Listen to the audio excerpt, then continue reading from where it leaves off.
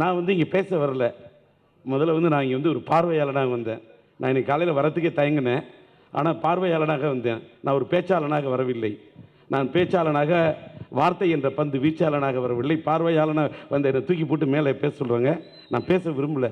ஏன்னு கேட்டால் மேடை வந்து ஒரு மேடை நாகரிகம் என்னென்னா, ஒரு படத்துக்கு அந்த படத்தை பற்றி பேசணும்.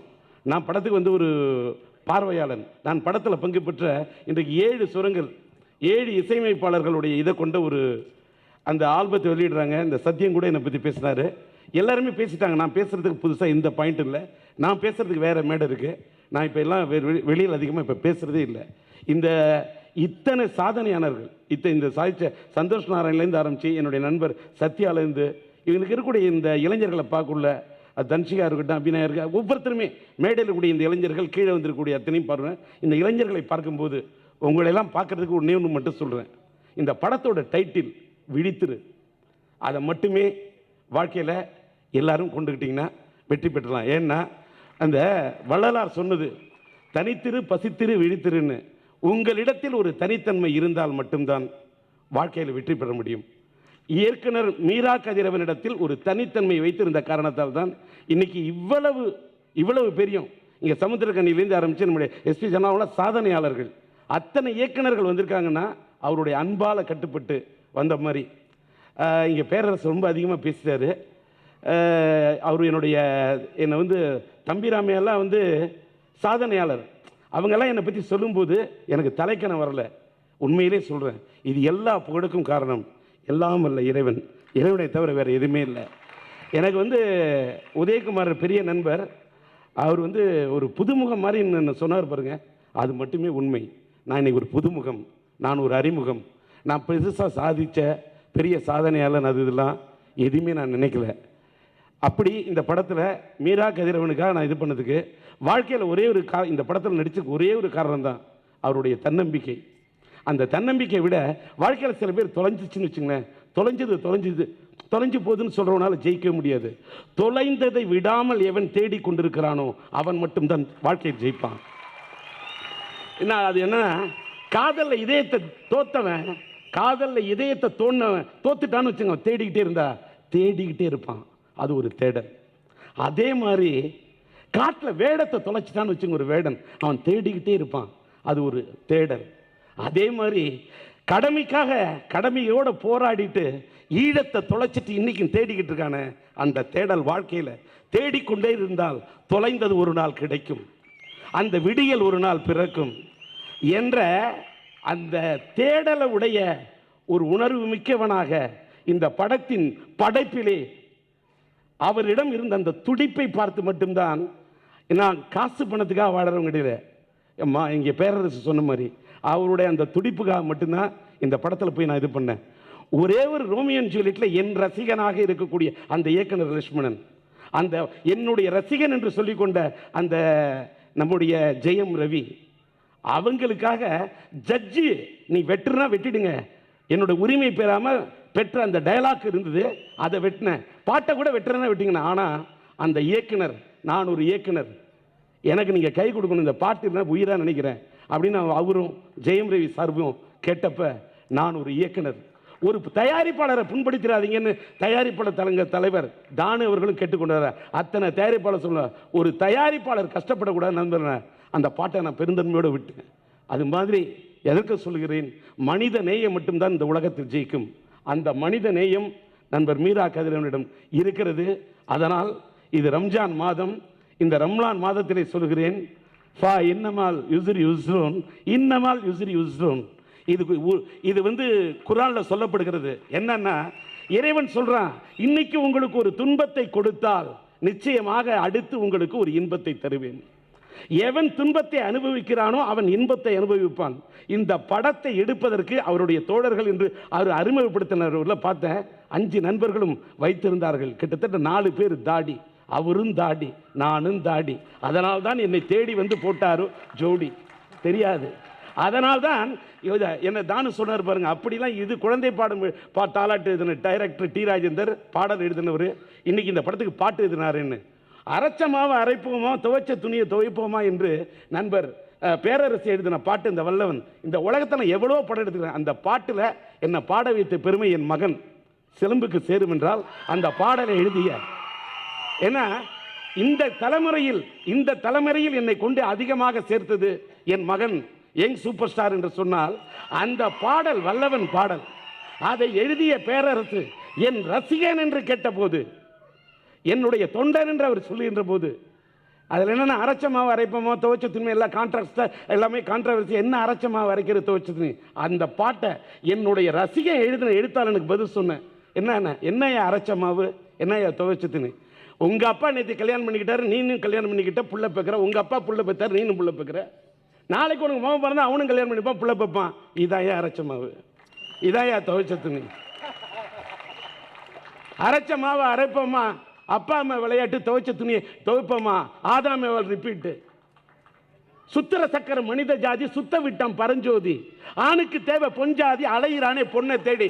அவன் பொண்ணை தேடி அலையிறானா இல்லையா இந்த உலகத்தில்? அதையா பாட்டு. இன்னைக்கு ட்ரெண்டுக்கும் ஸ்டேட்டஸ் சிங்கிள் தான், வந்து ஆகும் மிங்கிள் தான். டேகும் பண்ணிக்கலாம், ஷேரும் பண்ணிக்கலாம், எழுதினவன் டிஆர் தான். என்ன தப்பு? அண்ணாமலை பண்ண பாடு ஏன்னு கேட்டா, சத்யா என் படத்துக்கு பாட்டு எழுதினாரு, எழுதுறேன்ட்டேன். இது வரைக்கும் என் படத்தை இசையமைச்ச என் படத்துக்கு நான் பாட்டு எழுதுன தவிர யாருக்கு யாரோட தாளத்துக்கும் போய் எழுதாதவன். அந்த பெருமை சத்தியத்துக்கு உண்டு, சத்தியமாக உண்டு. ஏன்னா அவர் சொன்ன, நான் இன்னைக்கு டோட்டலாக இந்த இளைஞர்களுடைய யுகத்தில், இந்த சாதனையாளர் இருக்கக்கூடிய இந்த மேடையில், அது சந்தோஷ் நாராயணன் இருந்தாலும் சரி, சத்யாவாக இருந்தாலும் சரி, அத்தனை இளைய இசை சத்தியம்மா போன்றவர்களை, சமுத்திரகனி, எஸ்வி ஜனநாதன் போன்ற இந்த அடுத்த தலைமுறையில் இருக்கக்கூடிய இவ்வளவு தோழர்களோட நான் இன்னைக்கு இருக்கிறனாலே இன்னொன்று, இவர்களோடு நான் வாழ்கின்ற இந்த காலத்தில் என்னால் முடிந்த அளவுக்கு, எனக்கு ஆல்ரெடி வெளிச்செல்லாம் நான் வந்துருச்சு சார். எனக்கு இனிமேல் விளம்பரம்லாம் தேவையில்லை. ஏதாவது என்கிட்ட இருந்து வெளிச்சம் இருந்தால், யாராவது இருளில் இருந்தால், அந்த இருளில் இருக்கிறவங்களுக்கு இந்த வெளிச்சத்தை காட்டி அவங்கள ஏதாவது என்னால் எப்படி ஒரு மெழுகுவர்த்தி அடுத்தவங்களுக்கு வெளிச்சம் தருதோ, அது மாதிரி என்னால் முடிஞ்ச அளவுக்கு அடுத்தவங்களுக்கு வெளிச்சத்தை தரணும்னு நினைக்கிறேன். அதில் ஏன் இதை சொல்கிறேன்னா, ஒரு நாள் இரவில் ஒரு படத்தை, ஒரு கதையை சொல்ல முடியும்னு இருளில் வெளிச்சம் தேடக்கூடிய அந்த இதயத்துக்காக நான் ஒரு சின்ன விளக்காக இருக்கணும்னு தான் வந்தேன். அந்த விளக்கா மட்டும்தான் நீங்கள் வந்தேனே தவிர, என்னுடைய அருமை பெருமை எல்லாமே எதை பற்றி நான் பேசுகிறேன், எல்லா புகழும் இறைவனுக்கே சேரும். நன்றி, வணக்கம். சார், நீங்கள் படங்கள் எடுக்கிறீங்க, நிறைய வெளி மாநிலங்கள்லேருந்து ஹீரோயின்ஸ் எல்லாம் இன்ட்ரடியூஸ் பண்ணுறீங்க. Why can't you try Tamil தெரிஞ்ச தமிழ் பொண்ணை உங்கள் படத்தில் காஸ்ட் பண்ணணுன்னு?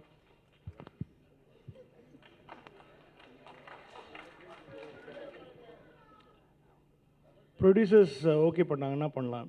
ப்ரொடியூசர்ஸ் தான் இப்போ எங்களுக்கு ரொம்ப ஆசை. இப்போ பிரியாணி படத்துலேயோ மாஸ் படத்துலேயோ ஃபஸ்ட்டு கேட்டது அப்படி தான் கேட்டோம்.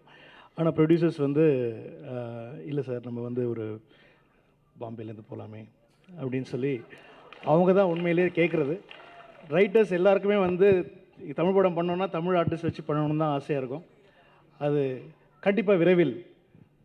கண்டிப்பாக சார், நானும் எதிர்பார்த்துருக்கேன். ஸோ ப்ரொடியூசர், அடுத்த கேள்வி ப்ரொடியூசர்ஸ், அடுத்தது ப்ரொடியூசர்ஸை கேளுங்க.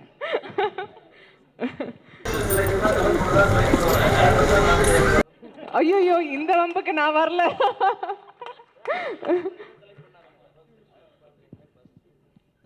இல்லை, ப்ரொடியூசர் செலக்ட் பண்ணால் தமிழ் பொண்ணு தான் செலக்ட் பண்ணுவாங்க. டேரக்டர்ஸ் தான் நார்த் இந்தியா கூடுறாங்க. பேராண்மையில் உங்களை செலக்ட் பண்ணது அருண் பாண்டியன் சார், அரவானில் உங்களை செலக்ட் பண்ணது நான். ஆமாம், அந்த நாற்று நீ இன்னும் சேர போட்டாங்க. டேரக்டர்ஸ் போய் கேளுங்க. இது வேறு மாதிரி போகுது. தேங்க்யூ சார், பட் மறக்க முடியாது சார் உங்களெல்லாம். கண்டிப்பாக நீங்கள்லாம் என்னோட மைல்கல். முதல்ல இந்த மேடை ரொம்ப பெருமையான மேடையாக நினைக்கிறேன். ஏன்னா நான் நடித்த அரவான், பேராண்மை, ப்ரொடியூசர், டைரக்டர் எல்லாருமே இங்கே இருக்காங்க. ரொம்ப சந்தோஷமாக இருக்குது. ஜனா சார், அருண் பாண்டியன் சார், அதுக்கப்புறம் நான் நடிக்க போகிற சமுத்திரகனி சார் படம். ஸோ ரொம்ப சந்தோஷமாக இருக்குது. ரொம்ப நாளுக்கு அப்புறம் இவங்களெல்லாம் பார்க்கறதில்ல. அண்ட் எங்களை வாழ்த்த அத்தனை டிரெக்டர்ஸ், ப்ரொடியூசர்ஸ் எல்லாருக்கும் ரொம்ப ரொம்ப மனமார்ந்த நன்றி. அதுக்கப்புறம் ஆடியோ மகாலிங்கம் சார், ஸ்டே அவேக்கு நாங்கள் செட்டில் டான்ஸ் ஆடியிருக்கோம், பாடியிருக்கோம். ஸோ அதனால் தெரியும், ஓகே ஸ்டே அவேக் இது இந்த சாங் இருக்குது அப்படின்னு. அதுக்கப்புறம் இன்றைக்கி தான் இத்தனை சாங்ஸும் கேட்குறோம். என்ன ஒரு சர்ப்ரைஸ் பேக்கேஜ் சார், சீரியஸாக. நிஜமாக வெறும் அந்த ஹியூமன் வாய்ஸ் வச்சு மட்டும் ரொம்ப நல்லா இருந்தது சார். நான் ரொம்ப என்ஜாய் பண்ணேன். அண்ட் விஜயலக்ஷ்மி நீங்கள் பாட ஆரம்பித்தது தான் எனக்கு அப்படியே உடம்பெல்லாம் சிலிர்த்துருச்சு. ரொம்ப நல்லா இருந்தது விஜயலக்ஷ்மி. கேட்குறீங்கன்னு நினைக்கிறேன். ஆமாம். ஸோ ரொம்ப ரொம்ப சந்தோஷமாக இருக்குது. ட்ரெய்லர் இன்றைக்கி தான் நான் பார்க்குறேன். மீரா கதலன்னு சொல்லிட்டு நிறைய வாட்டி கேட்டிருக்கேன், சார் எனக்கு ஃபுட்டேஜ் காமிங்க சார், எப்படி வந்திருக்குன்னு பார்க்கணும் சார், இம்ப்ரூவைசேஷனுக்கு பெட்டர்மெண்ட் கிடைக்கும் சார், கொடுங்க சார் கொடுங்க சார். ஒரு தடவையும் காமிச்சதே இல்லை. இன்னைக்கு பார்க்கலாம் தனுஷிகா, பார்க்கலாம், நீங்கள் பார்க்கலாம் அப்படின்னு சொல்லிகிட்டே இருப்பார். இந்த நாளுக்காக தான் இத்தனை நாள் காக்க வச்சாருன்னு நினைக்கிறேன். ரொம்ப ஸ்க்ரீனில் பயங்கரமாக இருந்தது. நான் எதிர்பார்க்கவே இல்லை. என்னோட சேர்ந்து விதார்த், தம்பிராமையா சார், அதுக்கப்புறம் வந்து எங்கள் 3 பேருக்குள்ளேயும் இந்த ஒரு காமெடி ட்ராக் நடக்கும். என்னோட போர்ஷன்ஸ் எல்லாமே நான் ரொம்ப என்ஜாய் பண்ணேன். அதுக்கப்புறம் வெங்கட் பிரபு சாராக இருக்கட்டும், இல்லை கிருஷ்ணா, அதுக்கப்புறம் சாரா, பினயா, எரிகா ஃபெர்னாண்டஸ், ராகுல் பாஸ்கரன், இந்த மாதிரி காஸ்ட் அண்ட் க்ரூ நிறைய பேர் இருக்காங்க. படத்தோட டுவர்ட்ஸ் எண்டில் தான் நாங்கள்லாம் மீட் பண்ணோம்.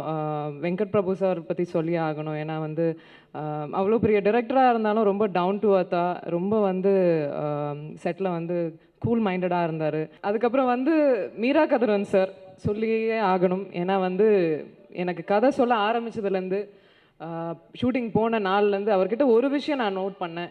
எந்த ஒரு சுச்சுவேஷன்லேயும் அவரோட தன்னம்பிக்கையை விடாமல் முயற்சி பண்ணிக்கிட்டே இருந்தார். இது வரைக்கும் அந்த தன்னம்பிக்கை குறையவே இல்லை. இன்றைக்கி இங்கே வந்து நிற்கிறோன்னா அவர் முதல் காரணம்.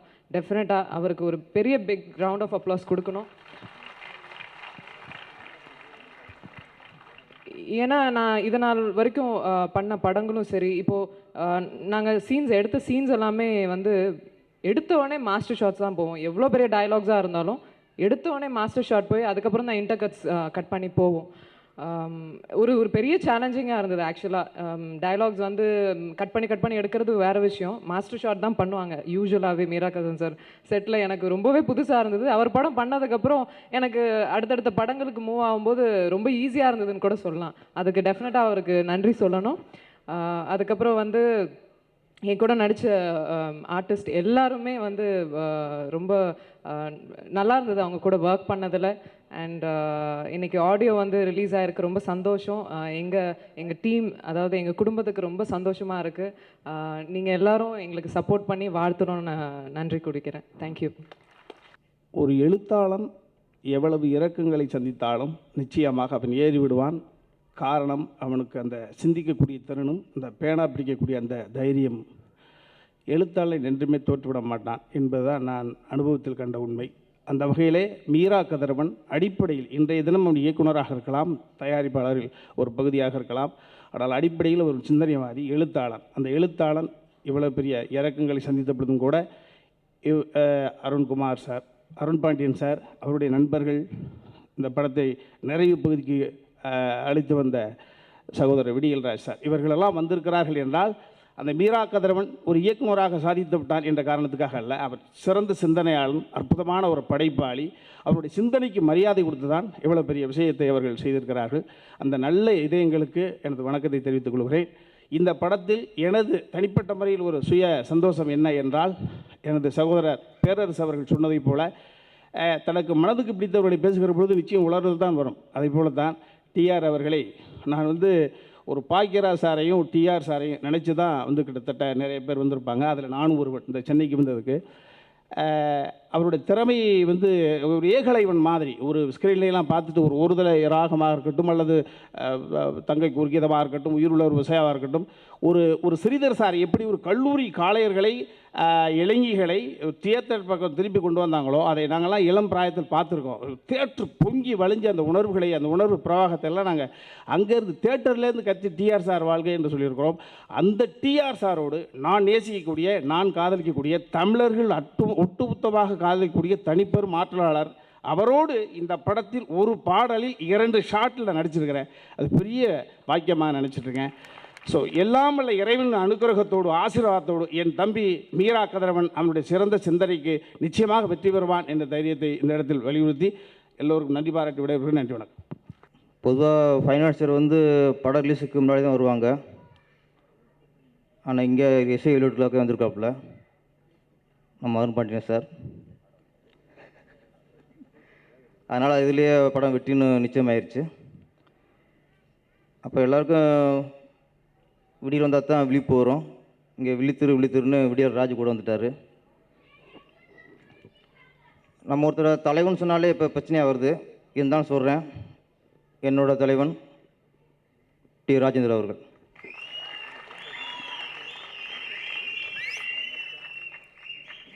தாய் 8 அடி பாஞ்சா குட்டி 16 அடி பாயும்பாங்க. டிஆரை பொறுத்த வரைக்கும் அப்படி இல்லை. சிம்பு 8 அடி பாஞ்சா அவர் 16 அடி பாய்வார்.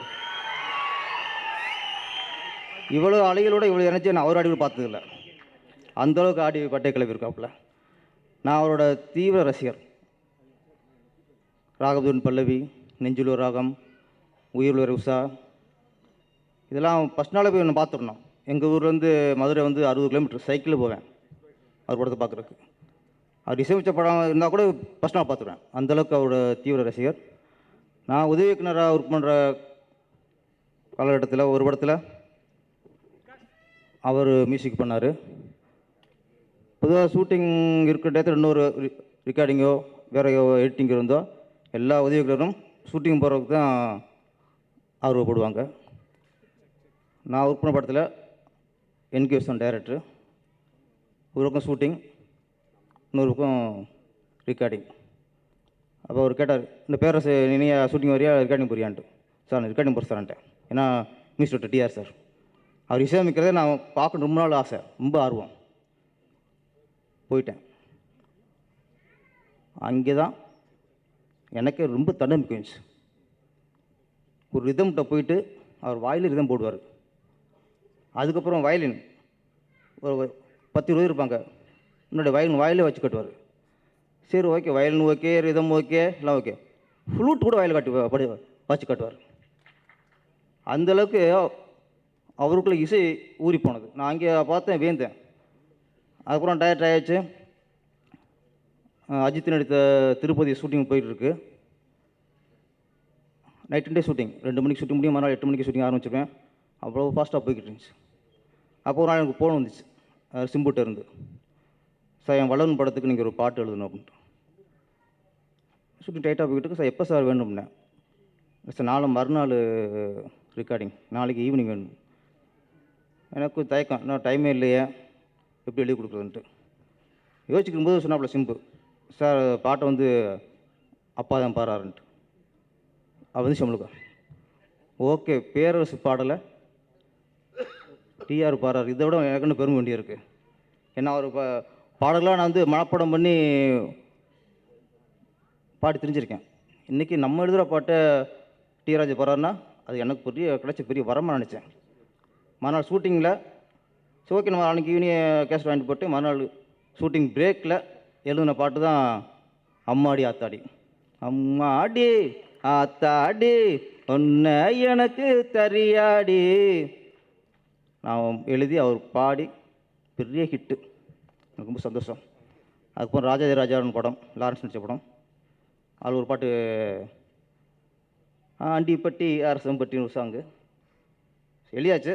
நான் இப்போ மியூசிக்கிட்ட வேண்டிக்கிட்டேன், சார் இந்த சாங் வந்து டிஆர் பண்ணால் நல்லாயிருக்கும்ட்டு. அதில் அவர் தான் பாடினார். அதுக்கப்புறம் திருத்தணி படத்தில் நான் இசையமைச்சேன்.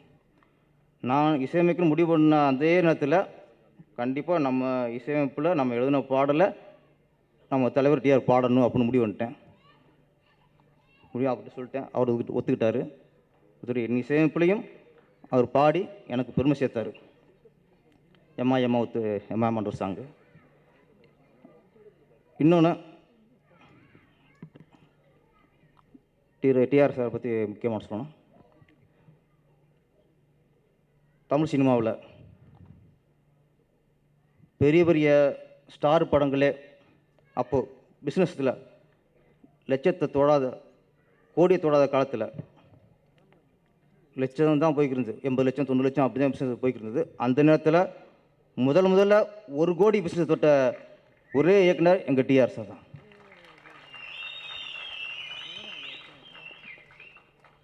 இசையை படிச்சுட்டு, இசையை கற்றுக்கிட்டு, இசையமைத்து பெரிய பேர் வாங்கிறது அது பெரிய சாதனை இல்லை. ஆனால் இசையை கற்றுக்காமலே சுய ஞானத்திலேயே இசையமைத்து அன்னைக்கு இருந்த நம்பர் 1 இசையமைப்பாளரை விட இவரோட கேசட் சேல்ஸ் அன்றைக்கி ஜாஸ்தியாக இருந்துச்சு. அந்த வழியாக ஒரு சாதனையாளர் அவர். இன்னொன்று, ஹீரோனா அழகாக இருக்கணும், ஹைட்டாக இருக்கணும், கலராக இருக்கணும். இப்படி ஹீரோக்குன்னு இலக்கணம் இருந்த காலத்தில் அந்த இலக்கணத்தெல்லாம் தவிடுபடியாக்கி இவர் ஹீரோ நடித்து அப்போ உள்ள ஸ்டாருக்கு ஈக்குவலாக அவருக்கும் மாஸ் இருந்தது. இவ்வளோ சாதனை படைச்சவர் அவர். அதனால் யாரும் அவரை தவறாக விமர்சிக்கிறதுக்கு யாருக்கும் தமிழ்நாட்டில் அருகதை இல்லை.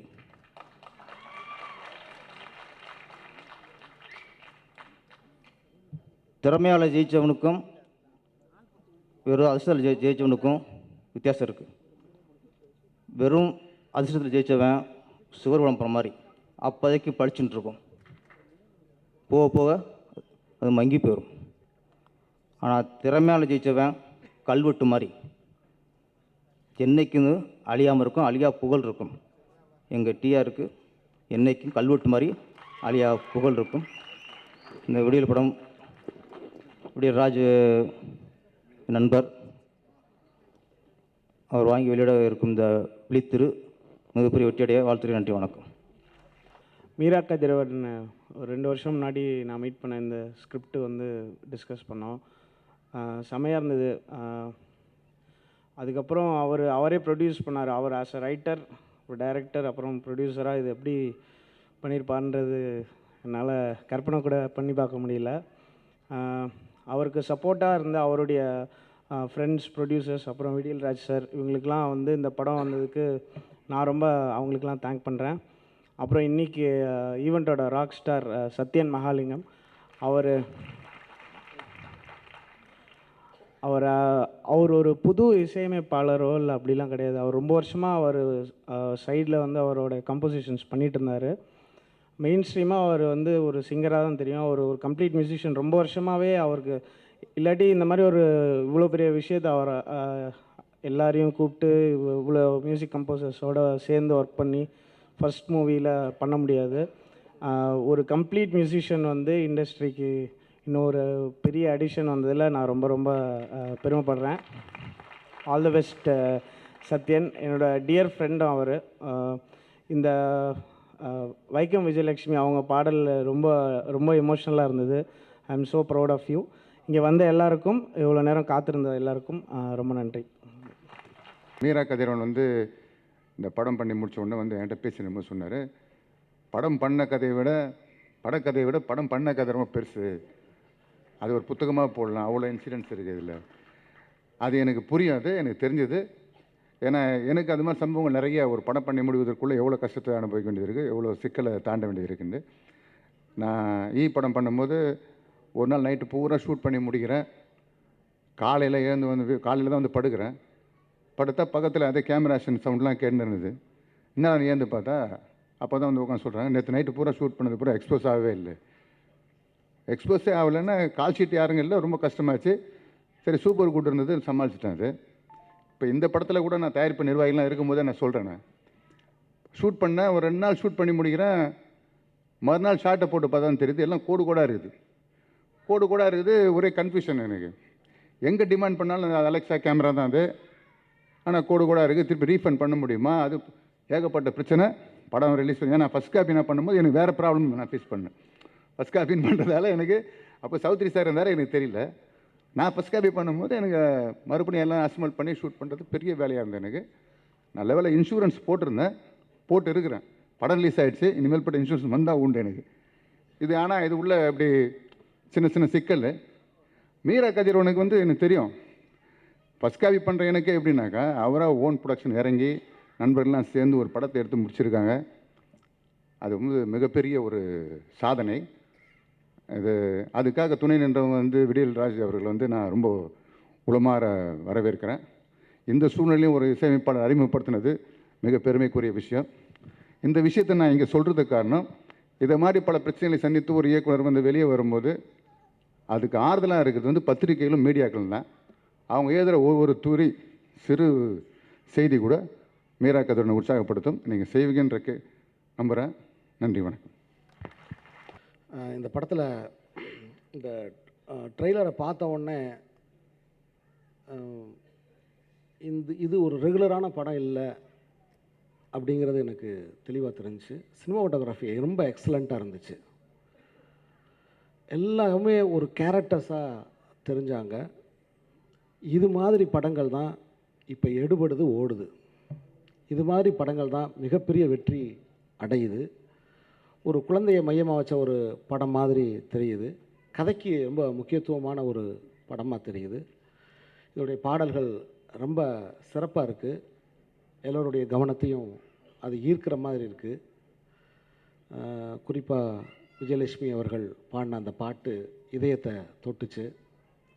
அப்புறம் இது மாதிரி சிறிய படங்களுக்கு வந்து ஒரு வெகுஜன ஈர்ப்பு, மக்கள் திரையரங்கத்துக்குள்ளே அவங்கள கொண்டு வர்றதுக்கு ஒரு ஈர்ப்பு வேணும்.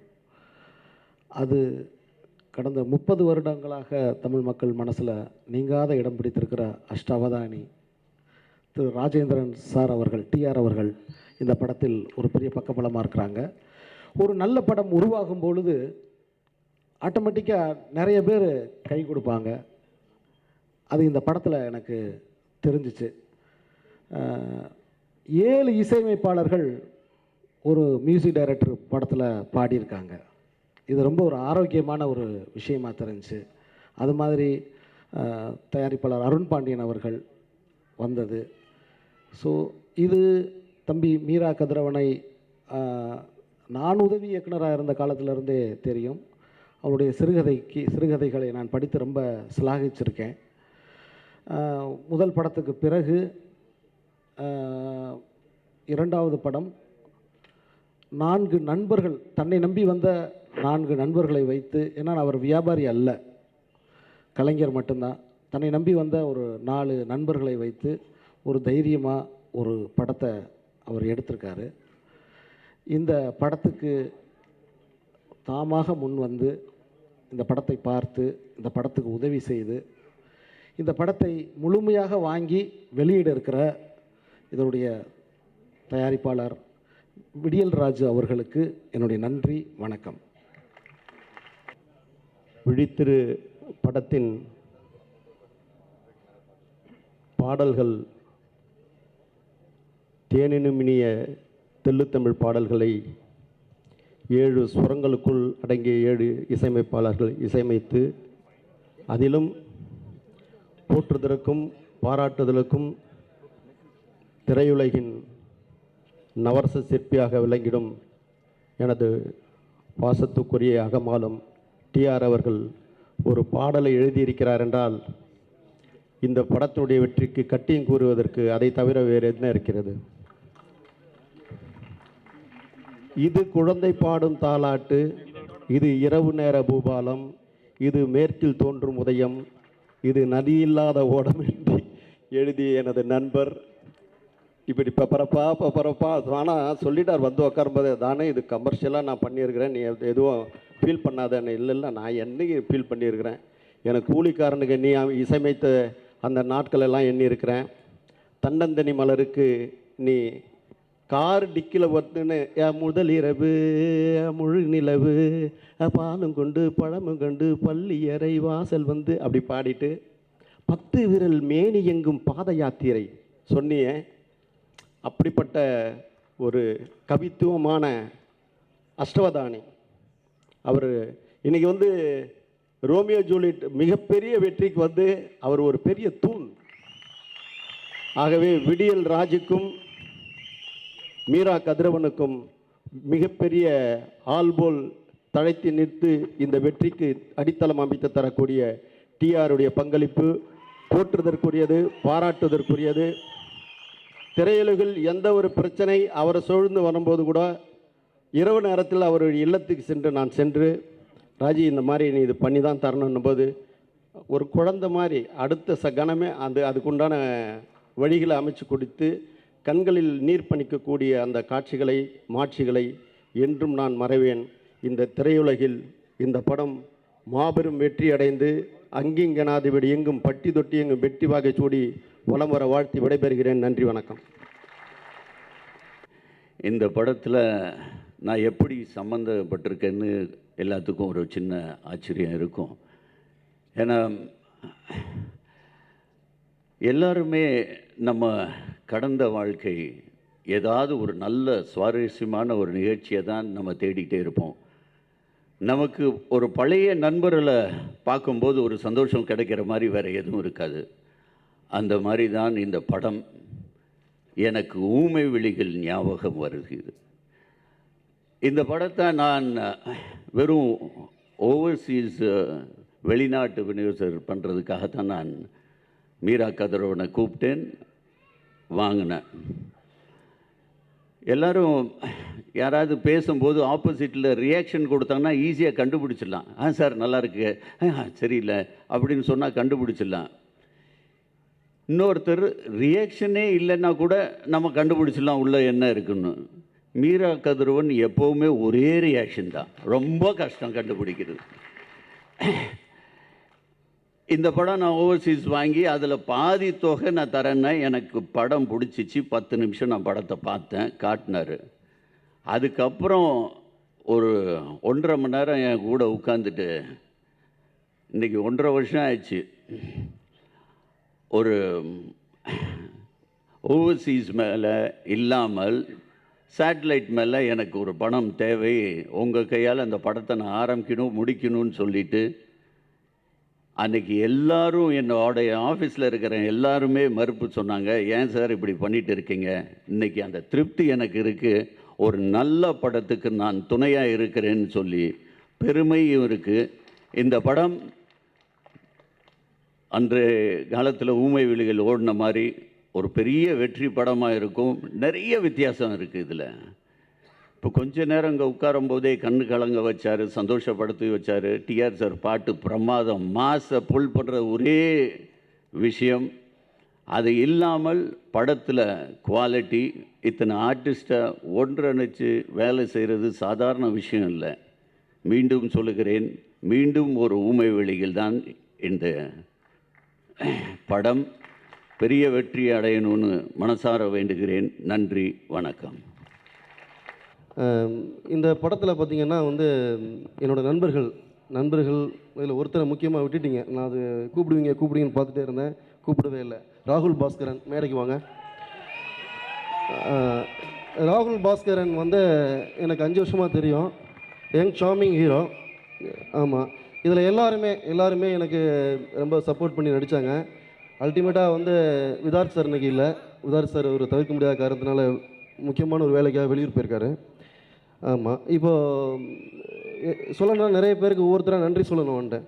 நான் இந்த தன்னம்பிக்கைன்னு இங்கே இருந்த மேடையில் இருந்த எல்லா கலைஞரும் என்னை பற்றி பேசுனீங்க, எனக்கு பெருமையாக இருக்குது. ஏன்னா உண்மையிலே சொல்லப்போனால் வந்து நம்ம இவ்வளோ ஒருத்தான்னு எனக்கு உண்மையாகவே எனக்கு ரொம்ப நெகிழ்வான தருணமாக இருக்குது. இந்த தன்னம்பிக்கையை நான் கற்றுக்கிட்டது டிஆர் சார் கிட்ட தான். நான் டிஆர் சாருடைய பரம ரசிகர். நான் கிட்டத்தட்ட 3 கிலோமீட்டர் 4 கிலோமீட்டர் நடந்தே கால்நடையாக போய் டிஆர் சாருடைய எந்தங்கை கல்யாணி, மைதிலி என்னை காதலி, இன்னும் சொல்லப்போனால் ஃபீமேல் ஓரியன்டான டைட்டில் அவள் பேர் தமிழ்ஸ்ன்னு வைக்கணுங்கிறதுக்கு முதல் இன்ஸ்பிரேஷனே டிஆர் சார் தான் ஸோ நான் போகும்போது அவர் சொன்னார், நான் பாட்டெலாம், ஏன்னா அவர் கிட்டத்தட்ட பார்த்தீங்கன்னா டிஆர் சார் கொள்கை உறுதியில் அவரை மாதிரி யாருமே இருக்கவே முடியாது. ஏன்னா பணம்ங்கிறதுலாம் அவரை பொறுத்தவரைக்கும் ஒன்றுமே கிடையாது. அன்பு மட்டும்தான். அவர்கிட்ட போய் நான் இப்படி ஒரு ப்ராப்ளம் இருக்குது சார், நீங்கள் இந்த படத்தில் நீங்கள் பாட்டு எழுதணும் அப்படின்னு கேட்கும்போது நான் எழுத மாட்டேன் அப்படின்னாரு. பாட்டு கேட்டுட்டு சார் கொஞ்சம் ட்ரெண்டியாக எழுதினோடனே நானே எதிர்பார்க்கல. பார்த்தீங்கன்னா ஸ்டேட்டஸ் இப்போ சிங்கிள் தான், ஆகும் மிங்கிள் தான், டேகும் பண்ணிக்கலாம், ஷேரும் பண்ணிக்கலாம். நான் அப்படியே கட்டி பிடிச்சேன். ஒரு மனுஷன் இன்றைக்கி கான்டெம்பரரியாக இன்றைக்கி இருக்கிற ஒரு யங் ரைட்டர்ஸை கூப்பிட்டா கூட அப்படி எழுதவே முடியாது. அப்லோடும் பண்ணலாம், டவுன்லோடும் பண்ணலாம், வைஃபை இருந்தால் போதும்டி, என் ஒய்ஃபாக தோணுடின்னு. இதே டி ராஜேந்தர் நான் ஒரு 15 வருஷத்துக்கு முன்னாடி பார்த்தீங்கன்னா தண்ணீரில் மீன் எழுதால் கண்ணீரை யார் அறிவார், ஆகாயமெங்கும் நட்சத்திர பொறுக்கை, அம்மம்மா வயிற்று பசி எப்படி பொறுக்க, பிரமாதமான போயட். எனக்கு கேட்டிங்கன்னா தமிழ் சினிமாவில் ஒரு ஷெல்லி மாதிரி, ஒரு ஷேக்ஸ்பியர் மாதிரி டி ராஜேந்தர் பிரமாதமான ஒரு ஊமை போதும். என்ன கேட்டிங்கன்னா, இடையின் பின்னலையில் 2 தம்புராவை தாங்கி மீட்டு செல்கிறாள்ன்ட்டு. அதை விட ஒரு பெண்ணோடைய பின்னலகை வர்ணிக்க முடியும். அவ்வளோ பிரமாதமான ஒரு கலைஞன். இன்றைக்கி காலகட்டத்தில் அவர் சொன்னார் ஸ்பாட்டில் டான்ஸ் மாஸ்டர் முக்கியமாக ராபர்ட் சதீஷுக்கு ராபர்ட், உங்கள் அப்பா எனக்கு மாஸ்டராக இருந்தார், அவங்க அப்பா மாஸ்டர் ஆகும்போது நான் அவருக்கு ஆடிருக்கேன், இப்போ உனக்கு ஆடுறேன், உன் பிள்ளைக்கும் ஆடுவேனாரு. சார் நீங்கள் அவர் பிள்ளைக்கும் ஆடுவீங்க நீங்கள். ஏன்னா பார்த்துட்டே இருந்தேன், எனக்கு இந்த எக்ஸ்ட்ரீம் எனர்ஜிங்கிற ஐடியாவே இல்லை. ஒரு பாட்டு அப்படிங்கும்போது பார்த்தீங்கன்னா விட்டுருவாருன்னு பார்த்தா டெய்லி ஃபோன் பண்ணிகிட்டே இருப்பார். அந்த ஒரு வரி அந்த ஒரு லைன் எனக்கு பயங்கர, எனக்கு கிட்டத்தட்ட இந்த பாட்டுக்கு நாங்கள் ஒர்க் பண்ண மாதிரி எந்த பாட்டுக்கும் ஒர்க் பண்ணவே இல்லை. அதுக்கு எல்லாத்துக்கும் தேங்க்ஸ் சார். ஏன்னா வந்து வேறு ஒருத்தங்களா இருந்தால் பாடணும், முடிச்சு கொடுத்தோம் போகணுன்னு இருப்பாங்க. வந்து எல்லா விஷயத்துலையும் சின்ன சின்ன சின்ன சின்ன சின்ன விஷயங்கள் இதுக்கு டீட்டெயில் பண்ணதும் சரி எல்லாமே டிஆர் சார் நீங்கள் தான். பார்த்துட்டே இருக்கும்போது நான் அப்சர்வ் பண்ணேன், எக்ஸ்ட்ரீம் எனர்ஜி அப்படின்னு பார்த்தீங்கன்னா என்னுடைய நண்பர் அருண் சொன்ன ஐடியா அது வந்து. ஸோ நல்லா இருக்கே அப்படின்னு சொல்லி அந்த எக்ஸ்ட்ரீம் எனர்ஜியில் வந்துட்டு அந்த டிஆர் பிளிங்க் ஆகணும் அப்படிங்கிறதுக்காக அதுக்காக ஒரு செட்டே போட்டோம். நான் இந்த படம் வந்து ஒரு டிஆருக்கான ஒரு ட்ரைபியூட்டாக நான் வந்து ஒரு ரசிகனாக தன்னம்பிக்கையை கற்றுக்கிட்ட, தமிழை கற்றுக்கிட்ட, கொள்கையை கற்றுக்கிட்ட, என்ன இன்னும் முன்னுதாரணமாக எடுத்துக்கிற டிஆர் சாருக்காக நான் பண்ணின ஒரு ரசிகனுடைய ஒரு விஷயந்தான் இது.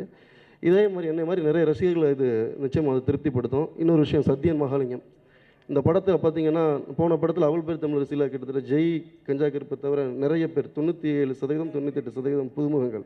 இந்த படம் என்னமோ தெரியல வந்து கொஞ்சம் எக்ஸ்ட்ரா பில்ஸ்டாக அவங்கள போகுமே அப்படிங்கும்போது டெக்னீஷியன்ஸ் வரைக்கும் பார்த்தீங்கன்னா ஒரு பெரிய மியூசிக் டைரக்டர் வந்து அவர் ரொம்ப ஆர்வமாக இருந்தார். அட்வான்ஸ் வரைக்கும் கொடுக்க போனோம். சத்யன் வந்து எனக்கு காலை பிடிச்ச பாம்பு, சுற்றின பாம்பு மாதிரி விடவே மாட்டார். நான் அவருடைய ஒரு சாங் கேட்டேன். பார்த்தீங்கன்னா படத்தில் ஒரே ஒரு பாட்டு தான் இருந்தது. திரும்ப சத்யனுடைய டேலண்ட்டை பார்த்ததுக்கப்புறம் நான் 4 சாங்ஸ் ஒர்க் பண்ணோம். அது உண்மையிலே சத்யன் உங்கள் மேலே வச்சிருந்த நம்பிக்கையை நீங்கள் காப்பாற்றிட்டீங்க. பெரிய மியூசிக் டேரக்டர் வருவீங்க. இந்த மேடை பல மேடை இது இன்னும் தாண்டி தாண்டி இந்தியா வெளியே நீங்கள் இன்னும் நிறைய இடங்கள் போகணும். அதுதான் என்னுடைய பிரார்த்தனையும். இந்த படத்தில் பாடின மியூசிக் டைரக்டர்ஸை பற்றி சொல்லணும். ஏன்னா பார்த்தீங்கன்னா விஜயாண்டனி போன படத்துக்கு மியூசிக் பண்ணார். நான் ஒரு வாட்டி அவர்கிட்ட ஃபோன் பண்ணி கேட்டேன், சார் நீங்கள் என்னோடய படத்துக்கு ஒரு பாட்டு பாடணும் அப்படின்னு. சரி சார் அப்படின்னாரு. அதற்கு பிறகு பார்த்தீங்கன்னா ஒரு வாட்டி கூட நான் வந்து விஜயாண்டனிக்கு நான் பேசவே இல்லை. விஜயாண்டனி சார் இன்னும் கிட்டத்தட்ட ஒரு 50க்கு மேலே இவருக்கு சத்யனுக்கு ஃபோன் பண்ணி, சார் அன்னை மாற்றி வச்சுக்கலாம் சார், இப்போ வச்சுக்கலாம் சார். அவரே ரொம்ப ஆர்வமாக பாடி கொடுத்தாரு. 2 வருஷத்துக்கு முன்னாடி அட்டகத்தி அப்போ ரிலீஸ் ஆகவே இல்லை. பிரமாதமான ஒரு மியூசிஷியனாக இருக்கு. ஏன்னா யாராக இருந்தாலும் அப்படின்னு பார்க்கும்போது ரொம்ப பிரமாதமான ஒரு புது டோனோட உள்ள வந்தாப்புல சந்தோஷ் நாராயணன் நான் அவருடைய வீடு தேடி போனேன். அப்போ வந்து ஐ திங்க் அந்த டிஎல்எஃப் பேக் சைடில் இருந்தார். அந்த சந்தோஷ் நாராயணன் அட்டகத்தி ரிலீஸ் ஆகிறதுக்கு முன்னாடி நான் பார்த்த சந்தோஷ் நாராயணன் வளர்ச்சியாக இன்றைக்கி பார்த்தீங்கன்னா எங்கேயோ போயிட்டாப்புல. அடுத்து ரஜினிகாந்த் படம் பண்ணுறாப்புல. ஆனால் நம்ம வெற்றியும் புகழும் பார்த்தீங்கன்னா உங்களுக்கு தெரியாமல் ஒரு சோரை உங்களுக்கு சுற்றி கட்டும். நம்ம சோரை தாண்டி மக்களை போக முடியாது, மக்கள் அந்த சோரை தாண்டி நம்மகிட்ட வர முடியாது. ஆனால் சந்தோஷ் நாராயணன் பார்த்தீங்கன்னா நான் எப்படி அட்டகத்துக்கு முன்னாடி பார்த்தனோ அதே சந்தோஷ் நாராயணன் தான் இப்போவும் இருக்கிறாப்புல. Heads of Santhosh. நீங்கள் வந்து இன்னும் உங்களோட இந்த எளிமை தயவு செஞ்சு விட்டுறாதீங்க. இந்த எளிமை தான் உங்களை ரஜினி சார்கிட்ட கொண்டு போயிருக்கு, இன்னும் பெரிய பெரிய இடங்களுக்கு கொண்டு போகும். அப்புறமா வந்து Sathya sir, Thaman sir, Vijay Antony, GV Prakash Kumar, இந்த படத்தில் பாடின எல்லாருமே, மலையாள மியூசிக் டைரக்டர் ஆரோமலை விண்ணை தாண்டி ஒரு சாங் பாடின அவர் அல்ஃபோன்ஸ் ஆகட்டும், வைக்கம் விஜயலட்சுமி. நான் டிஆர் சாருக்கு எப்படி ஃபேனோ அது மாதிரி வைக்கம் விஜயலட்சுமிக்கு ஃபேன். வந்து அவங்களோட மலையாள சாங் காற்றை காட்டை பார்த்ததுலேருந்து ஃபஸ்ட்டு தமிழில் நாங்கள் தான் அவங்களை இன்ட்ரடியூஸ் பண்ண நினச்சோம். பட் எங்களுக்கு முன்னாடி இமான் சார் முந்திக்கிட்டார். ஸோ இந்த மாதிரி நிறைய நிறைய நிறைய நிறைய உங்களுக்கு என்னோடய ஆத்மார்த்தமாக நான் ஒரு ரசிகராக அந்த படத்தில் நிறைய பேர் வேலை பார்த்துருக்குறேன். இதே ரசிகத்தன்மையோடு நீங்கள் இருப்பீங்க. கிருஷ்ணா, விதார்த், ராகுல், இந்த மேடை உங்களுக்கு நன்றி சொல்கிறதுக்கு இந்த மேடை பத்தாது. இந்த படம் நிச்சயமாக வெற்றி அடையும். 100 நாட்களுக்கு பிறகு நிச்சயமாக இதோட பெரிய மேடை, இதோட பெரிய கூட்டத்தில் என்னோடய நன்றியை நான் உங்களுக்கு சொல்கிறேன். டிஆர் சார், உங்களோட ஒரு படம் பண்ணணும், அது நான் உங்கள்கிட்ட சொல்லிகிட்டே இருக்கிறேன். ரொம்ப இன்ட்ரெஸ்டிங்கான ஒரு ஸ்கிரிப்ட், ஆக்சுவலி ஒரு ஸ்லம் பேக்ரவுண்ட். என்னோடய ஃப்யூச்சரில் முக்கியமான ஒரு படம் அது இருக்கும்ன்ட்டு. ஸோ உங்கள் கூட நான் சேர்ந்து நிறைய ஒர்க் பண்ணுறதுக்கு இறைவன் உங்களுக்கு அருளையும், என் மேலே நம்பிக்கை வச்சு இந்த மேடையில் வந்து என்னை வாழ்த்தின எல்லாருக்கும் எல்லா காலமும் நன்றியுடன் இருப்பேன். நன்றி, வணக்கம். வெங்கட் பிரபு சார், உங்களுக்கு ஸ்பெஷல் நன்றி. ஏன்னு கேட்டிங்கன்னா, பகல் முழுக்க அவர் வந்து அவர் படத்தில் இருப்பார், நைட்டில் வந்து பார்த்தீங்கன்னா எங்கள் படத்தில் இருப்பார். சார் 11 மணிக்கு அனுப்பிடுவோமோ, சார் அனுப்பிடுங்க சார், காலையில் 6 மணிக்கு ஷூட்டிங் பார், 4 மணிக்கு அவர் அனுப்புவோம். வந்து தூங்காமல் அவர் படமும் என்னோடய படமும் மாறி மாறி வேலை பார்த்தாரு. அப்புறமா அந்த படத்துடைய டெக்னீஷியன்ஸ் எல்லாரை பற்றி சொல்லி ஆகணும். விஜயமில்டன் சார் வந்து கிட்டத்தட்ட ஒரு 55 நாள் இந்த படத்துடைய நீங்கள் கேட்டிங்க இல்லையா, இந்த சினிமாட்டோகிராஃபி இந்த படத்துடைய சினிமாட்டோகிராஃபி ஆர்வி சரண், மேடைக்கு வாங்க. ஆர்வி சரண். அப்புறமா இந்த படத்தில் வந்து கொஞ்ச நாள் ஒர்க் பண்ண நண்பர் விஜய் ஆம்ஸ்டாங்.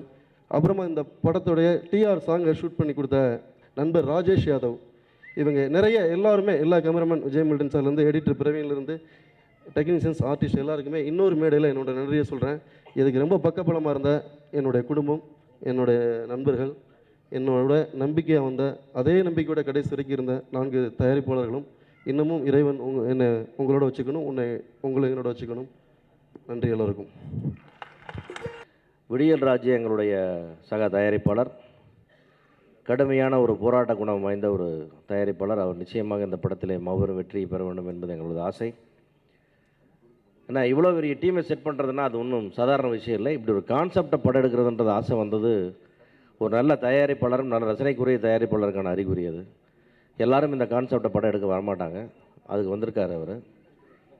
அதே மாதிரி மீரா கதிரவன் ஒரு அற்புதமான பிளானிங் டைரக்டர். அவருக்காகவும் அவருடைய கதைக்காக தான் இங்கே இத்தனை பெரிய நட்சத்திர பட்டாளமும் இத்தனை டெக்னீஷியன்ஸும் டைரக்டர்ஸும் ஆர்டிஸ்ட்டும் இவ்வளோ பேர் நடிச்சிருக்காங்க. அது காரணம் எல்லாரையும் கவர்ந்தது அந்த விழித்திரு என்ற கதை. அந்த கதை நிச்சயமாக ஜெயிக்கும். ஒரு மிகவும் நம்பிக்கைக்குரிய படமாக எங்களுக்கு எல்லாம் தெரிகிறது. நிச்சயம் மாபெரும் வெற்றி பெறும். மீரா கதிரவனுக்கு என்னுடைய வேண்டுகோள் எல்லாம் என்னவென்றால், இப்படி ஒரு போராட்டத்துக்கு உங்களுக்கு துணை என்ற தயாரிப்பாளர்கள் நீங்கள் மறந்து விடக்கூடாது. இந்த படம் மாபெரும் வெற்றி அடையும். அடுத்த படம் நீங்கள் விடியல் சேகருக்கு தான் இயக்க வேண்டும். ஒரு படம் வெற்றி கொடுத்த தயாரிப்பாளர் மறந்துவிட்ட 2 கேட்ட இயக்குநர்கள் வரிசையில் நீங்கள் சேர்ந்து விடக்கூடாது. இந்த முயற்சிக்கு விடியல் சேகர்கள் என்னென்ன போராட்டம் பண்ணியிருக்கிறேன்றது எங்களுக்கு எல்லாம் தெரியும். அதற்கு நன்றி கூறும் வகையிலே அடுத்த படத்தினை அவரோடு இணைந்து நீங்கள் சேர்ந்து பணியாற்ற வேண்டும் என்று என்னுடைய வேண்டுகோளை தெரிவித்துக் கொள்கிறேன். மற்றும் இந்த படத்தில் சொந்த அனைவருக்கும் என்னுடைய வாழ்த்துக்களை தெரிவித்துக் கொள்கிறேன். நன்றி. விழித்திரு ட்ரெய்லர் பார்த்த உடனே என்னால் உட்கார முடியல. குறிப்பாக அந்த பாட்டை பார்த்த உடனே என்ன எனர்ஜிங்க இவருக்கு. தாடிக்காரர் இன்னும் மிரட்டிகிட்டே இருக்கார். நான் இந்த ரயில் பயணங்களில் பார்த்த அதே ஃபேஸ் அப்போ எப்படி ஒரு டைரக்டராக இருக்கும்போது பார்த்தனோ அதே மாதிரி இருக்கார். ஒரு மனுஷன் இளமையாக இருக்கணுன்னா அது அவரை பார்த்தா நிறைய ரகசியம் வச்சுருக்கார் போல் இருக்கு. ஃபைனான்ஸ் பிரச்சனையே இல்லையோ ஒரு மனுஷன் ஃபைனான்ஸ் பிரச்சனைக்கு ஆளாயிட்டால் தான் வயசாயிடும். அதனால் அண்ணன் அப்படியே இருக்கணும். எந்த பிரச்சனையும் வந்தாலும் அதை அருமையாக டீல் பண்ணுவார். ரொம்ப நரம்பெல்லாம் முறுக்கேறிடுச்சு. என்ன பாட்டுங்க அது. அந்த 100 தூக்கிட்ட ஆட்டமா மிரட்டிட்டீங்கண்ணே. உண்மையாக சொல்கிறேன், இன்றைக்கி எந்த இளம் நடிகரும் அந்த ஆட்டம் போட முடியாது. நான் சேலஞ்சு பண்ணுறேன். அவ்வளோ ஒரு கான்ஃபிடென்ஸ் அவருக்கு. இன்றைக்கி இந்த சினிமாவில் இருக்கிற ஆர்வத்தில் முதல் படம் நடிக்கிற ஒரு நடிகர் மாதிரி பண்ணியிருக்காருன்னா we have to follow mister TR. நம்ம இளைய தலைமுறை இயக்குனர்கள் எல்லாம் இங்கே இருக்காங்க, அன்பு சகோதரர்கள். அவரை பார்த்து நம்ம நிறைய விஷயம் கற்றுக்கணும். தைரியம், வெறி, அந்த சினிமாவில் இருக்கிற வெறி இன்னும் குறையவே இல்லை. அவர் மட்டும் இல்லை, இந்த படத்தில் எல்லாரும் சொன்ன மாதிரி அது வெங்கட் பிரபு எல்லாம் பிடிச்சி மேய்க்கிறது ரொம்ப கஷ்டம். எங்கே அவன் என்ன ஓரத்தில் உட்காந்து அடப்பா. நான் சின்ன கவுண்டர் படத்தோட கதையை ஒரு தடவை இவங்ககிட்ட சொல்லிட்டு போகிறேன். ஏதோ வண்டியில் போகும்போது, கம்போசிங் போகும்போது, இவர் யுவன், கார்த்திக் ராஜா இவனுக்கிட்ட மாட்டிட்டு நான் பட்ட பாடு. அங்கிள் அப்புறம் நான் நல்ல கதை சொல்கிறேன்னா இவங்க தான் என்னுடைய ரசிகர்கள். அப்போது கம்போசிங் போகும்போது இவனுக்கிட்ட கதை சொல்லிவிட்டு கடைசியில் இறங்கும்போது நம்ம இந்த கதையை மாற்றிடுவோமா அப்படின்ற லெவலுக்கு கொண்டு வந்து விட்டானே. விளையாடுற நீ இப்போ மிரட்டிட்டு இருக்காப்புல. பேய் கதை, அது கதை, இது கதை. உட்காருங்க, வாழ்த்துக்கள். சரி, இவரை பிடிக்கிறது நம்ம தம்பி இருக்கானே, யார், சரண். திடீர்னு காணாமல் போடுவாங்க. இங்கேயோ பாட்டு கச்சேரியில் இருக்கேனே, இந்த என்ன டிவி ப்ரோக்ராமில் இருக்கேன்னு எல்லாத்தையும் சேர்க்கல. இவங்கள சேர்க்குறது ரொம்ப கஷ்டம். இயக்குனர் மீரா கதிரவன் என்னென்ன கஷ்டப்பட்டுருப்பான்னு எனக்கு தெரியும். கஷ்டமே இல்லையா அப்படின்னா நல்லது. இத்தனை நடிகர்களை வைத்து, அதுவும் இவங்க இந்த நடிகை இவங்க தன்ஷிகா. நான் சிவாவோட படம் பார்த்த உடனே இந்த பொண்ணு பெரிய அருமையான பர்ஃபார்மர்னு சொல்லிட்டு சிவா கிட்ட சொல்லிட்டு இருந்தேன். உண்மையாக சொல்கிறேன். அப்புறம் அதுக்கடுத்து ஒரு படம் ரொம்ப நல்லா பண்ணுறீங்க, வாழ்த்துக்கள். உங்களுக்கும் தான், உங்களை பார்த்ததில்ல. இந்த படத்தில் ஒளிப்பதிவு ரொம்ப பிரமாதமாக இருக்குது. ஏன்னா இரவு காட்சிகள் எப்பவுமே நாங்கள் எல்லாம் நைட்லேயே படம் பிடிக்கிறவனுங்க, திரைப்பட கல்லூரிக்காரங்க. அந்த ஆள் உட்காண்ட்ருக்கான் பாருங்கள், உயர்ந்தவர். அவர் ராத்திரியெல்லாம் நடிச்சுக்கிட்டு பகலில் தூங்கிட்டு இருப்போம். எங்கள் ஆபாவானனுடைய படப்பிடிப்பு ஊமை விழிகளுக்கு அடுத்தது இது மிகச்சிறந்த படமாக வரும்னு சொன்னதில் அவர் உண்மையாகவே சொல்லியிருக்கார். ஏன்னா அது கிட்டத்தட்ட 3 ஆண்டு காலம் அடைகாத்த கோழி. அது அடைகாத்து வெளிவந்த ஒரு குஞ்சு. அந்த மாதிரி நிறைய நாள் அடைகாத்துருக்கீங்க. அது பெஸ்ட்டு, ரொம்ப ஸ்ட்ராங்கஸ்ட்டு ஃபில்மாக இது வரட்டும். இந்த படத்துக்கு உறுதுணையாக இருந்த என் அன்பு தம்பி விடியல்ராஜ் அவர்கள் வந்து இந்த படத்து மேலே நம்பிக்கை வச்சு உங்கள் மேலே நம்பிக்கை வச்சுருக்காரு. அவர் ரொம்ப புகழ்ந்து சொன்னார் எங்கள் பார்க்கும்போது, என்ன இந்த படத்தை நீங்கள் எடுத்திருக்கீங்க, இல்லைண்ணே ரொம்ப கஷ்டப்பட்டிருக்காங்க இந்த பசங்க, I want to be with them, நம்ம மாதிரி ஆளுக்கு காசு போனாலும் பரவாயில்ல, நல்லா கலைஞர்கள் வரணும் அப்படின்ற அந்த உணர்வு மிக்க என் தம்பி எங்கே அவர் விடியல்ராஜ் அவர்களுக்கு என்னுடைய மனமார்ந்த வாழ்த்துக்களை தெரிவிச்சு. ஏன்னா ஒரு படம் எடுக்கிறது பெரிய பிரச்சனையே கிடையாது. அவர் சொன்ன மாதிரி முக்கால்வாசி கடலை தாண்டிட்டோம், கரை தெரியுது, அந்த கரையை போய் சேர்றதுக்கு இருக்கிற வழி யாருக்கும் தெரியாதுன்னு சொன்னார். I really appreciate. அந்த வழி தான் உங்களுடைய வலிமை. உங்கள் வலிமை நிச்சயமாக வெல்லும். அதுக்கு ஒரு நல்ல துடுப்பாக இருந்திருக்கிற என்னுடைய சகோதரனுக்கு நான் என்னுடைய மனமார்ந்த வாழ்த்துக்களை தெரிவித்து, இந்த படத்தில் பங்கேற்ற அத்துணை இசையமைப்பாளர்கள், பாடியவர்கள், நடித்தவர்கள், தொழில்நுட்ப கலைஞர்கள், இதை நிறைய பேர் போட்டி போட்டு வாங்க போகிற விநியோகஸ்தர்கள் அனைவருக்கும் எனது வாழ்த்துக்களை தெரிவித்து விடைபெறுகிறேன். நன்றி, வணக்கம். சத்யன் டெஃபினட்டாக ஒரு நல்ல மியூசிக் டைரக்டராக வருவான்னு எனக்கு எப்போவோ தெரியும். ஏன்னா நான் மியூசிக் டைரக்டர் ஆகிறதுக்கு முன்னாடியே கம்போசிங்கில் ரெகுலராக நான் அவரெல்லாம் ஒன்றாவே இருப்போம். அவர் ஃப்ரெண்டை விட மோர் தேன் ஃபேமிலி மெம்பர் அவர். ஸோ அப்போது கம்போஸ் பண்ணும்போதே எனக்கு நிறையா ஐடியாஸ் கொடுப்பார். பேஸ் பேட்டர்ன்லாம் எப்படி பண்ணலாம், ரித்தம் பேட்டர்ன் எப்படி பண்ணலான்னு. ஸோ எனக்கு அந்த அளவுக்கு என் கூடவே ரொம்ப ட்ராவல் பண்ணியிருக்காரு. நான் நினச்சேன் ஒரு என்னோட ரொம்ப நல்லா பண்ணுறாரு அப்படின்னு நினச்சேன்.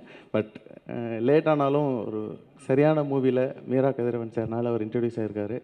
ரொம்ப ரொம்ப தேங்க்ஸ் சார், ஒரு நல்ல படத்தில் அவர் இன்ட்ரடியூஸ் பண்ணதுக்கு.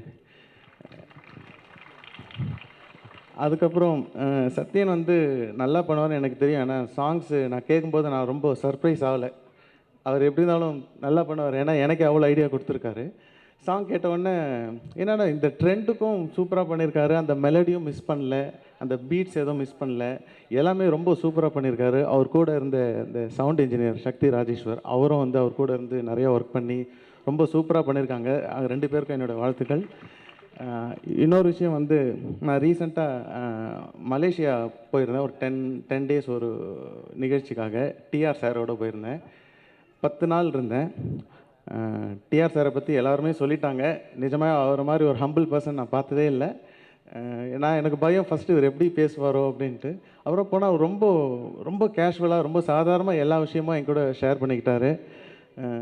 அப்போ வந்து நிறையா விஷயம் பேசும்போது ஒரு 4-5 வாட்டி இந்த படத்தை பற்றி என்கிட்ட பேசினார். இந்த படத்தில் நான் ஒரு பாட்டு பாடியிருக்கேன், டான்ஸ் பண்ணியிருக்கேன், இந்த பாட்டு பாடியிருக்கேன், எழுதியிருக்கேன்னாரு. ஸோ எனக்கு வந்து ரொம்ப ஈகராக வந்து இவர் ஃபஸ்ட் டைம் வந்து இன்னொரு மூவியில் எழுதுறாரு, எப்படி இருக்கும் நம்ம பார்க்கணும் அப்படின்ட்டு. ஸோ அந்த அளவுக்கு வந்து இந்த மூவி மேலே அவர் பயங்கரமாக ஒரு ஒப்பீனியன் வச்சுருக்காரு, ரொம்ப நல்லா வந்திருக்கு அப்படின்னு சொல்லிட்டு.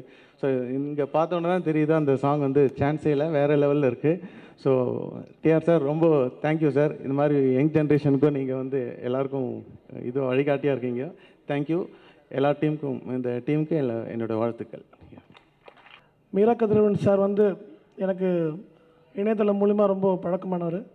ஃபேஸ்புக்கில் அவருடைய அவள் பேர் தமிழிசை படத்துக்கு வந்து நான் ரொம்ப ரொம்ப பிடிச்சி பார்த்த ஒரு படம். அது படம் பார்த்தது உடனே அவரை வந்து நான் ஃபேஸ்புக்கில் தேடி அவர்கிட்ட பேச ஆரம்பித்தேன்.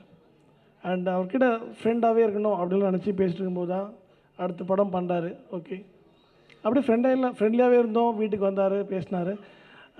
அப்புறமா ஒரு சாங் ஒன்று பண்ணி பாருங்கள், ட்ரை பண்ணி பார்க்கலாம் அப்படின்னு சொல்லும்போது தான் ஒரு சாங் பண்ணோம். அதான் ஸ்டே அவேக்.